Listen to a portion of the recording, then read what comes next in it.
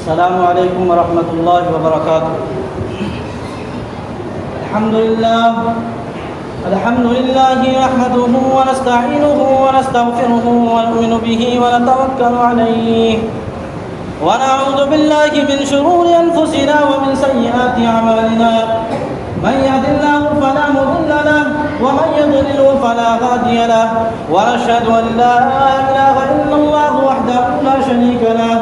ونشهد ان محمدا عبده ورسوله۔ اعوذ بالله من الشيطان الرجيم، بسم الله الرحمن الرحيم۔ ومن آياته ان خلق لكم من انفسكم ازواجا لتسكنوا اليها وجعل بينكم مودة ورحمة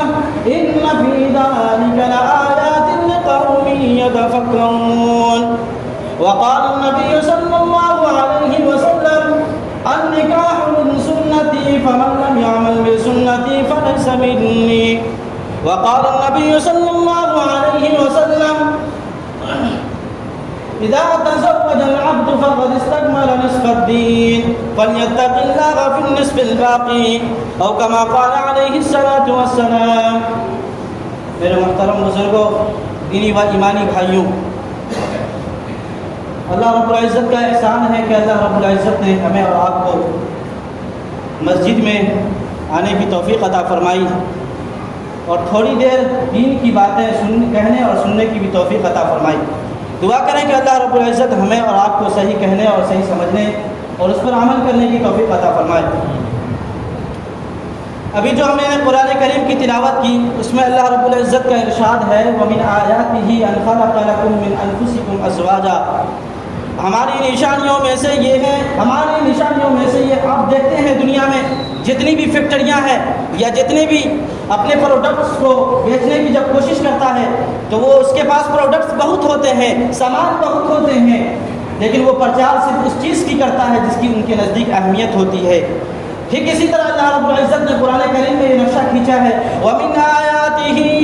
أَنْ خَلَقَ لَكُم مِّنْ أَنفُسِكُمْ أَزْوَاجًا۔ میری نشانیوں میں سے یہ ہے، میری آیات میں سے یہ ہے کہ تم میں سے تمہارے ہی کے اندر سے میں نے ایک ایسے جوڑے عطا فرمایا ہے، تمہارے اندر ایک جوڑا بنا دیا ہے۔ لِتَسْكُنُوا إِلَيْهَا، اور اس کی وضاحت بھی بیان فرما دی کہ جوڑا بنانے کی ضرورت کیوں آئی، یہ جوڑا میں نے کیوں بنایا۔ لِتَسْكُنُوا إِلَيْهَا، تاکہ تم اس کے اندر اس کے ذریعے سے سکون حاصل کر سکو، اس کے ذریعے سے آرام حاصل کر سکو۔ وَجَعَلَ بَيْنَكُمْ مَوَدَّةً وَرَحْمَةً، اور یہ بھی یاد رکھو کہ تم دونوں کے درمیان میں نے الفت کو ڈال دیا، میں نے محبت کو ڈال دیا، میں نے رحمت کو ڈال دیا۔ اس کے بعد اللہ کے نبی نے فرمایا: النکاح من سنتی فمن لم يعمل بسنتی فلیس منی، کہ نکاح میری سنت ہے، اور یہ بھی یاد رکھیں کہ جو لوگ میری سنتوں پر عمل نہیں کرتے وہ مجھ سے نہیں ہے، یعنی کہ وہ مسلمان ہی نہیں ہے۔ جو میری سنت کو نہ مانے وہ مسلمان ہی نہیں ہے، جو مجھے نہ مانے، جو میرے لائے ہوئے احکامات کو نہ مانے وہ مسلمان ہو ہی نہیں سکتا۔ میرے بزرگوں، آج ہم لوگوں نے صرف نماز اور روزے کو دین سمجھ لیا، آج ہم لوگوں نے صرف روزہ رکھ لینا، نماز پڑھ لینا اور اسی چیز کو صرف دین سمجھ لیا، لیکن یہ دین نہیں ہے۔ دین تو اصل وہ ہے جو قدم قدم پر ہماری رہنمائی کرے، دین تو وہ ہے جو ہماری 24 گھنٹے کے اعمال میں، 24 گھنٹے کے جو ہمارا معمول ہے وہ تمام معمول میں ہماری رہنمائی کرے۔ دین وہ ہے، دین ایک دستور ہے، دین ایک مکمل حیات ہے جس کو آج ہم لوگوں نے پورا نہیں جانا، آج پورا نہیں سمجھا، آج صرف نماز اور روزے کو دین سمجھ لیا۔ اسی دین میں سے، ایک قوانین میں سے، اسی دستور حیات میں سے ایک یہ ہے کہ نکاح کرو، اور نکاح ایک مکمل دستور ہے اپنے معاشرے کا، اپنے سماج کا، اپنے سوسائٹی کے عفت و پاک دامنی بنانے کا ایک ذریعہ ہے، گناہ سے بچانے کا ایک ذریعہ ہے۔ لیکن افسوس کہ آج ہمارے سماج میں نکاح کو مشکل بنا دیا گیا۔ آج ہمارے علماء چیخ رہے ہیں، ہمارے اکابر چیخ رہے ہیں، لیکن ہم لوگوں نے کانوں پر پردے ڈال رکھے ہیں۔ ہم لوگوں نے یہ سوچ رکھا ہے کہ ایک کان سے سنو دوسرے سے نکال دو۔ ان لوگوں کا کام ہے کہنا، ہمارا کام ہے سننا۔ سنو اور کیا کرو گے؟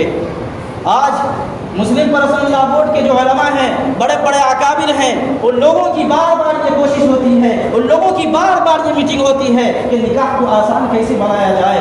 اس میں ہر تمام طبقے کے لوگوں کو جوڑا جاتا ہے اور بتایا جاتا ہے، ان سے رائے لی جاتی ہے کہ بتائیے آپ اپنے ذہن میں، آپ کے دماغ میں کون سا ایسا طریقہ ہے جس کے ذریعے سے ہم نکاح کو آسان کر سکیں، جس کے ذریعے سے جو زنا پھیل رہا ہے اس کو ہم اس پہ کنٹرول کیسے کریں۔ ہر جمعے کو علماء یہ چیخ کر کہتے ہیں کہ نکاح کو آسان بناؤ، نکاح کو آسان بناؤ، لیکن آج ہمارے سماج میں نکاح کو اتنا مشکل بنا دیا کہ آج جانوروں جیسا سلوک ہمارے نوجوان کر رہے ہیں۔ ابھی ایک ہفتہ پہلے کی بات ہے، 6 سال کی بچی، کوئی سوچ بھی نہیں سکتا، 6 سال کی بچی کے ساتھ درندگی کیا گیا اور اسے موت کے گھاٹ اتارا گیا۔ بھلا بتائیے وہ 6 سال کی بچی ان کا کیا بگاڑا تھا؟ 6 سال کی بچی کے اندر کیا تھا جس نے اس کے درندگی پر آمادہ کرنے پر اسے تیار کیا؟ یہی نکاح نہ ہونے کی وجہ تھی، یہ نکاح کو مشکل بنانے کی وجہ تھی جو وہ 6 سال کی بچی کے ساتھ وہ درندہ جیسا معاملہ کیا۔ آج ان کے ماں باپ پر کیا گزرتا ہوگا جس نے اسے 6 سال تک اسے پالا، 6 سال تک اسے محبت کیا، اسے پیار کے نغمے سنائے، اور ایک دن وہ دن آیا کہ جب اسے ایک درندے نے آ کر دبوچا، ایک جانور نے آ کر اسے دبوچا اور موت کا گھاٹ اتار دیا۔ میرے بھائیوں، آج ہمارے سماج کا بھی یہی حال ہے، ہماری بچیاں، ہمارے لڑکے، آج یہی حال ہے، تمام لوگوں کا یہی حال ہے کہ آج ہم لوگوں نے نکاح کو مشکل بنا دیا۔ اللہ کے نبی نے فرمایا تھا ان اعظم النکاح برکتن ایسرہ مؤونتن، اے لوگوں سن لو، اے لوگوں اپنے آپ کو ٹٹولو، اپنے آپ کو نچوڑو اور سنو غور سے کہ بہترین نکاح، بہترین برکت والی نکاح وہ ہے جس میں کم خرچ کیا جائے، جس میں فضول خرچی سے بچا جائے۔ اسی کا نقشہ قرآن کریم میں بھی کھینچا گیا، ان المبذرین کانوا اخوان الشیاطین وکان الشیطان لربہ کفورا۔ فضول خرچے کرنے والے، فضول اسراف خرچی کرنے والے، اللہ رب العزت نے فرمایا یہ کوئی یہ انسان کا کمال نہیں ہے، یہ انسان کی بات نہیں ہے، یہ اللہ رب العزت نے فرمایا فضول خرچی کرنے والے شیطانوں کے بھائی ہیں، وہ انسان کے بھائی ہو ہی نہیں سکتے۔ وَكَانَ الشَّيْطَانُ لِرَبِّهِ كَفُورًا، اور یہ بھی یاد رکھیے کہ شیطان تو اللہ کا ناشکرا تھا، شیطان تو اللہ کے انکار کرنے والا تھا۔ آپ اس کے بھائی بننا کیسے پسند کرتے ہیں؟ یہ اللہ کے نبی کی تعلیم تھی کہ جب زمانہ جاہلیت میں سب سے زیادہ اگر کسی کو پریشان کیا جاتا، کسی کو اگر اپنا نمونہ اگر پریشان کرنے کا ذریعہ بنایا جاتا تو وہ عورتوں کی ذات تھی، لیکن سب سے پہلے عزت اس کو اگر کسی نے دیا ہے تو وہ اسلام نے دیا ہے۔ سب سے عزت اگر کسی نے دیا تو اللہ کے نبی نے دیا ہے۔ جب بھی کسی قوم کی بیٹیوں کے ساتھ ظلم ہوتا، جب بھی کسی قوم کی لڑکیوں کے ساتھ ناانصافی ہوتی، اللہ کے نبی تڑپ اٹھتے، اللہ کے نبی ان کے انصاف دلانے کے لیے چل پڑتے۔ لیکن آج ہمارا حال یہ ہے کہ ہم اپنی بہو بیٹیوں کے ساتھ، اپنی بچیوں کے ساتھ یہ ظلم کر رہے ہیں کہ اگر وہ جہیز نہیں لا رہی ہے اسے دھمکایا جا رہا ہے، اگر وہ جہیز نہیں لاتی ہے اسے پریشان کیا جاتا ہے، اور ایک دن اس کا نتیجہ یہ ہوتا ہے کہ جب پریشان ہو جاتی ہے ایک دن وہ اپنی خودکشی پر آمادہ ہو جاتی ہے، اپنی زندگی کو جو ہے برباد کر ڈالتی ہے، اور کسی پھندے پر لٹک کر یہ ثابت کرتی ہے کہ آج ہمارے سماج میں جانوروں کی پیدائش ہو رہی ہے، یہ ثابت کر دیتی ہے کہ آج ہمارے معاشرے میں انسان نہیں ہے بلکہ جانور ہیں، اور اپنے اپنے گھروں میں جانوروں کو پال رکھے ہیں۔ جن لوگوں کی شادیوں کا وقت آتا ہے تو بولیاں لگتی ہیں کہ ہمارے جانور 10 لاکھ کا ہے، ہمارا جانور 5 لاکھ کا ہے۔ جس طرح بقرعید کے مبارک مہینے میں، بقرعید کے وقت میں آپ دیکھتے ہیں کہ ہاٹ پر جانوروں کی بولی لگتی ہے۔ میرے بھائیوں، پھر انسان میں اور جانور میں فرق کیا رہا؟ وہ جانور جو سال میں ایک بار بولی لگائی جانے کے لیے سال بھر جانور کو انسان پالتا ہے اور یہ سوچتا ہے کہ اگر ہم بقرعید کے وقت میں بیچیں گے تو زیادہ بینیفٹ آئے گا، اس پر بولیاں لگیں گی، ایک دوسرے پر کمپٹیشن ہوگا، اور جب یہ بکے گا تو زیادہ مال آئے گا۔ ٹھیک اسی طرح ہم اپنے گھروں میں بھی ایک جانور پال رکھے ہیں اور اس کی بولیاں لگانے کے لیے یہ وقت کا انتظار کرتے ہیں کہ کوئی ایسی لڑکی ملے جس کا باپ کوئی آفیسر ہو، کوئی ایسی لڑکی ملے جس کے پاس جائیداد بہت سارے ہو، جن کے پاس مال و دولت کی کمی نہ ہو، اور ان سے میں فرمائش کروں، ان سے میں اپنی بچے کی بولی لگاؤں کہ میرا بچہ فلاں 10 لاکھ میں بکنے والا ہے، میرا بچہ 5 لاکھ کا ہے، میں نے ایجوکیشن دیا ہے، میں نے اسے علم دیا ہے، اور یہ اس علم کی بدولت ایسے علم پر خاک چھانیے، ایسے علم آپ کی تباہی کا ذریعہ ہے جو علم دے کر آپ لڑکی والوں سے وصول کرتے ہیں کہ میرا بچہ 10 لاکھ کا ہے۔ میرے بزرگوں، یہ کون سا دین ہے؟ یہ کون سا طریقہ ہے؟ کیا اسی دین کو لانے، اسی دین کے پہنچانے کے لیے اللہ کے نبی دنیا میں مبعوث کیے گئے؟ ایسا ہوتا تو یہودیوں کا یہ مطالبہ تھا کہ اللہ کو اگر دین بتانا تھا، اللہ کو اگر اسلام بتانی تھی، صرف کتاب بھیج دیتے، صرف احکامات بھیج دیتے، یہ ہمارے اندر سے ایک نبی کو کیوں بھیجا ہے جو ہماری طرح کے ہیں، وہ بھی کھاتے ہیں پیتے ہیں، وہ بھی سوتے ہیں، لیکن وہ آج دعویٰ کرتا ہے کہ نبی ہے۔ میرے بزرگوں، اللہ رب العزت کا منشا یہ تھا، ارادہ یہ تھا کہ میرے کلام اللہ کے ساتھ ایک نبی بھی جائے جو اس کلام پاک کو بتا کر، اس کو سمجھا کر اسے بتائے کہ دین کیا ہے، اسے بتائے کہ اسلام کیا ہے، اسے بتائے کہ حلال و حرام کی تمیز کیا ہے۔ لیکن اس میں صرف یہ نہ سوچا جائے کہ صرف لڑکے والے اس میں انوالو ہیں، صرف یہ نہ سوچا جائے کہ صرف لڑکے والے کی طرف سے زبردستی ہوتی ہے، بلکہ ان جہیز دینے اور لینے میں لڑکا اور لڑکی دونوں کی طرف سے اس میں شریکت برابر کے شریک ہیں۔ لڑکی والوں کی یہ خواہش ہوتی ہے کہ ہمارا داماد ایسا ہو جو ہماری بچیوں کو پلکوں پر بیٹھائے، اور وہ پلکوں پہ بیٹھانے کے لیے ایسے لڑکے کا انتخاب کرتی ہے جس کے باپ کے پاس جائیداد خوب ہو، جس کے محلات بڑے بڑے ہوں، جن کے پاس مال و دولت کی کمی نہ ہو، اور وہ اس اینگل سے دیکھتی ہے کہ جب وہ میرے پاس، میری بچی کے شوہر کے پاس مال ہوگا تبھی تو وہ میری بچی کو پھول جیسے رکھے گا۔ میرے بھائیوں، اور اس مال دولت والے انسان کو اپنی بچیاں دینے کے لیے، اس کے منہ مانگی رقم دینے کے لیے تیار ہو جاتے ہیں، اور اسے بولتے ہیں کہ بتائیے آپ کو فلاں کتنا چاہیے، آپ کو میری بیٹی سے شادی کرنا ہے۔ میرے بھائیوں، جو لڑکا نہیں دینے والا ہوتا ہے اسے بھی برباد کرنے میں لڑکی والوں کا بھی ہاتھ ہے۔ یہ دونوں شریک ہیں، ایک طرف کے کسی کو الزام نہیں دیا جا سکتا کہ صرف لڑکے والے مانگ رہے ہیں، بلکہ لڑکیوں والے کا بھی ان سے برابر کے شریک۔ آج ہمارا سماج چل رہا ہے، ہمارے سماج کے لوگ زنا کو اتنا آسان بنا دیے ہیں کہ وہ 6 سال کی بچی کو بھی نہیں چھوڑ رہا۔ یہ میں جانتا ہوں کہ میرے چیخنے سے کچھ نہیں ہوگا، میرے چلانے سے کچھ نہیں ہوگا، جب تک پورا معاشرہ نہ کہے، جب تک پورا سماج نہ چاہے، جب تک پورا معاشرہ یہ عہد نہ کر لے کہ ہم نکاح کو آسان کیسے بنائیں، ہم نکاح کو مشکل نہ بنائیں۔ زنا کو آسان بنا دیا، ہر انسان کا، ہر یونیورسٹی کا، ہر چیز کا ایک رولز ہوتا ہے، ہر چیز کا ایک قوانین ہوتا ہے، ایک ضابطے ہوتے ہیں،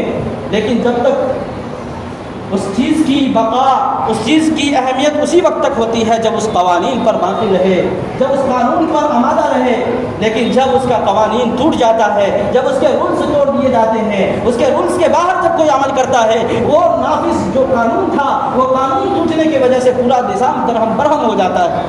یہی وجہ ہے کہ آج اسلام نے ہمیں ایک قانون دیا تھا، اسلام نے ہمیں ایک نظام دیا تھا، مکمل دستور دیا تھا، ایک نظام حیات دیا تھا کہ نکاح کو آسان بناؤ۔ ان اعظم النکاح برکتن ایسرہ مؤونۃ،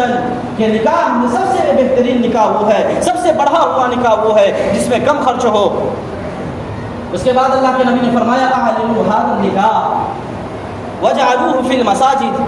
کہ اپنے نکاح کا اعلان کرو، اپنے نکاح کے بارے میں لوگوں کو بتاؤ، تاکہ آپ اگر چھپ کر نکاح کر لیے ہیں، لوگوں کو پتہ چلے گا کہ فلاں لڑکی کے ساتھ رہ رہا ہے، تو آپ کے اوپر الزام نہ لگے کہ یہ زنا کر رہا ہے، بلکہ اللہ کے نبی نے فرمایا اعلنوا ھذا النکاح، کہ اپنے نکاح کرو تو اعلان کرو، اور اس کا بہترین طریقہ بھی بتایا وجعلوہ فی المساجد، اور اس کو نکاح کا جو انجام دو،